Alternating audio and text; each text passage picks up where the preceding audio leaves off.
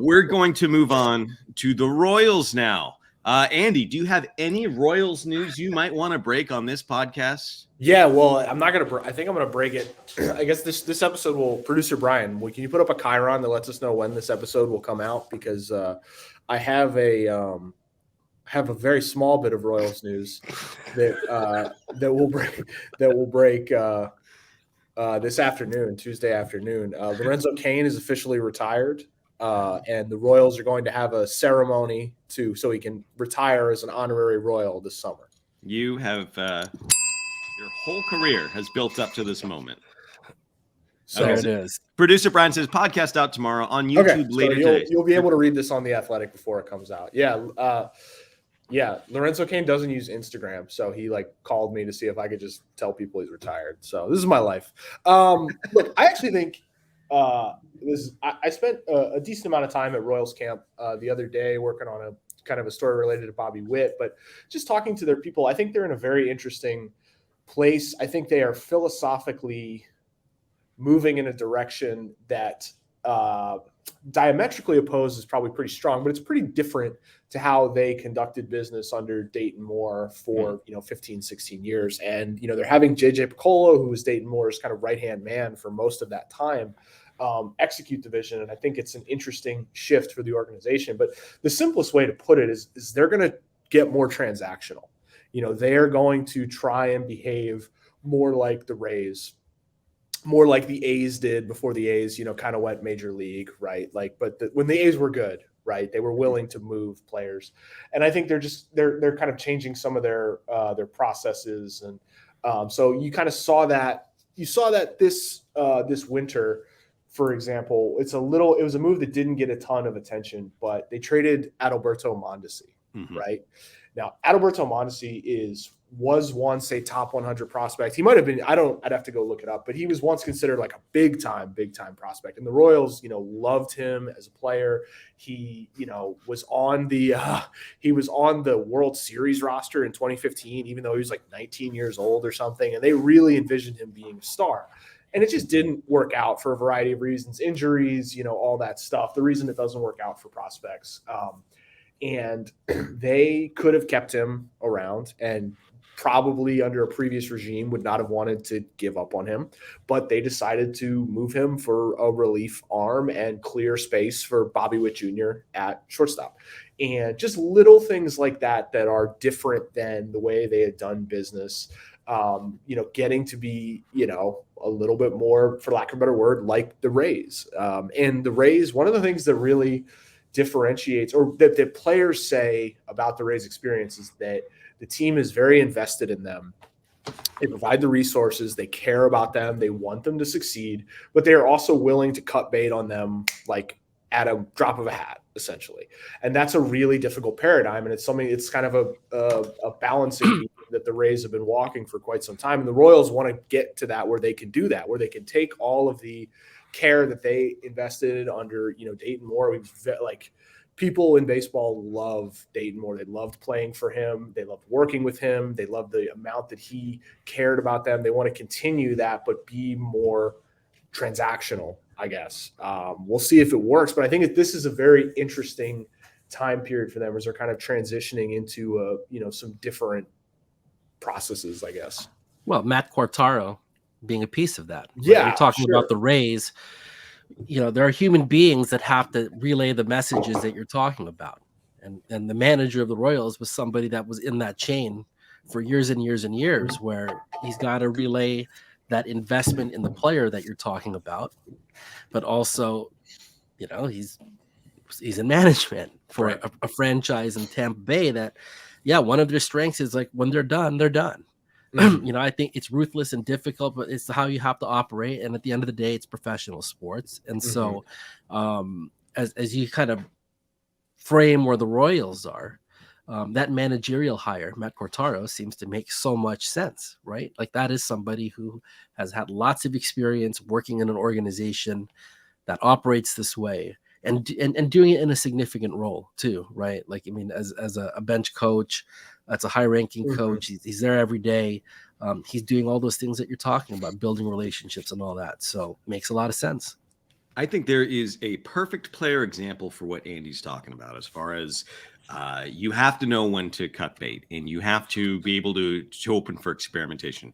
If you are sitting at a computer or you have access to a website, look up Ryan O'Hearn on Baseball Reference. I don't want to pick on any one particular player because that's gauche, but just look at Ryan O'Hearn. He's a first baseman / right fielder. Last year was the highest adjusted OPS of his career. It was 73, right? And his OPS, or I should say his highest in the last 4 years, it was 73, which means his OPS was 611. He had a 290 on base percentage. He hit 1 home run. Again, first baseman, right fielder, not especially gifted defensively. That was his 5th year on the Royals. The 5th, and you don't know what they're chasing.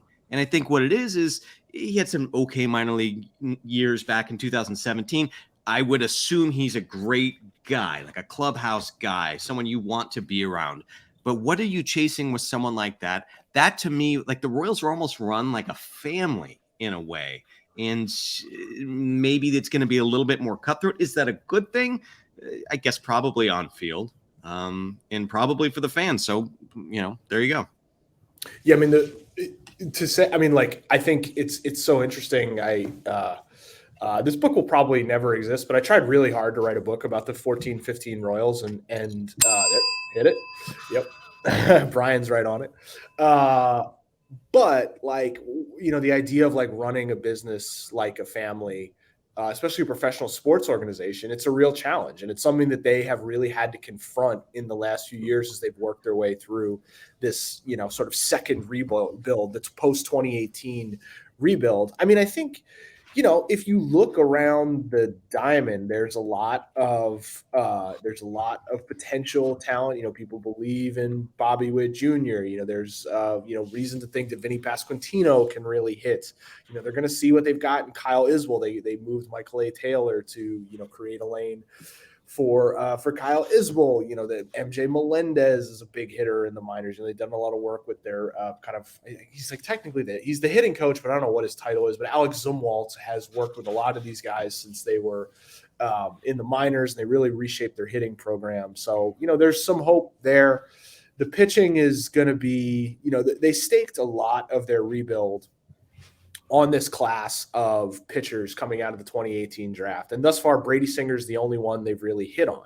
But they've kind of assembled enough depth that they're not as reliant on the non-singers, thus far. I mean, if you look at the roster resource, I got Zach Greinke, Jordan Lyles, Ryan Yarborough, Brad Keller, all wrapped around Brady Singer. Now, you look at that, right? Okay, it's not exactly, the 2019 Astros, although it does include Zach Greinke. But, it's at least 4 competent big league pitchers who if they get if the younger guys play well enough, they will get chances, but they're not life and death every start. So it's a small victories. They're trying to get to a point where they are contending again. Maybe not winning 95 games, but they need to start winning in the 80s again. And they know that. And I don't know if they will get there this year, probably not, but they at least seem to have a different sort of idea of what they're trying to do moving forward.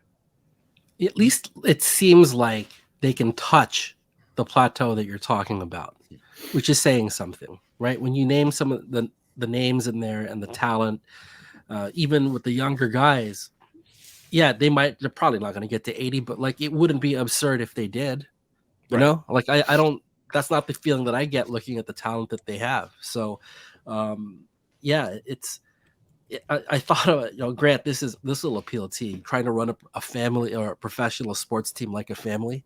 You remember what they used to say about Eddie DeBartolo? Oh man, everything's great here. They take care of the players, whatever. And the second that Ronnie Lott got old, he was gone.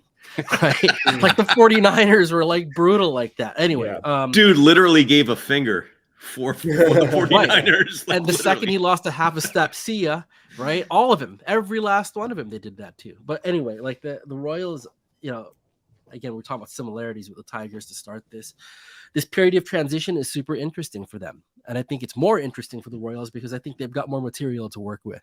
than the Detroit Tigers do, and that makes it fascinating. That's why when you look at him, it's like, by the way, the starting rotation, those are 3 first-round draft picks in there.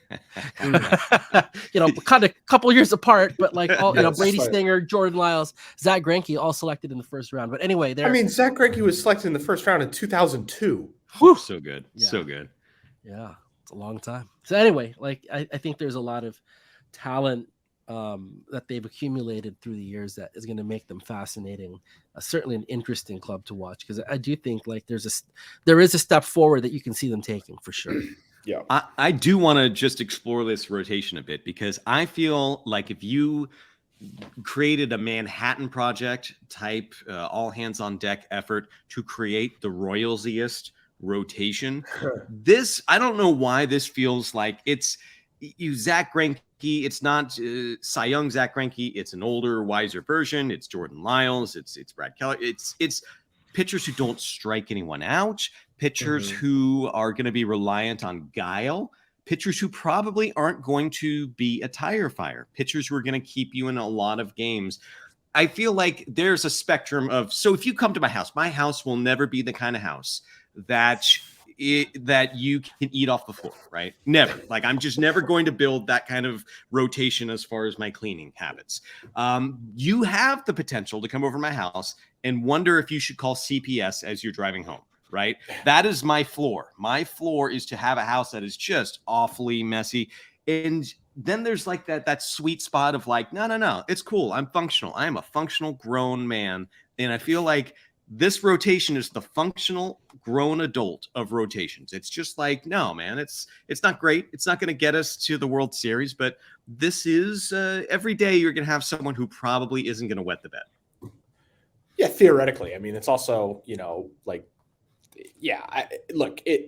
I think they, in not spending a ton of money and not making long-term investments, they were able to assemble a group of guys who will lessen the scrutiny on the younger crop where the real work needs to be done. Like I don't think if the Royals are going to make it work, they are less reliant on those guys from 2018. But if they're going to be a team that wins 85 games in the next 2 or 3 years, it's going to be because Bubic, Lynch, Coar, Heasley, Bowlen, 2 of those guys are decent. And thus far, none of them really have been, outside of Singer, who's been pretty good. But even Singer's like a number 3, which is great. Like, getting a number 3 starter is awesome. But that one number 3 can't be the only prize from a draft class that was as important as that one. Now, their thought is like, okay, we're not going to bank it all in one draft class. We got to keep drafting. We got to keep developing. We got to keep doing this year after year after year. So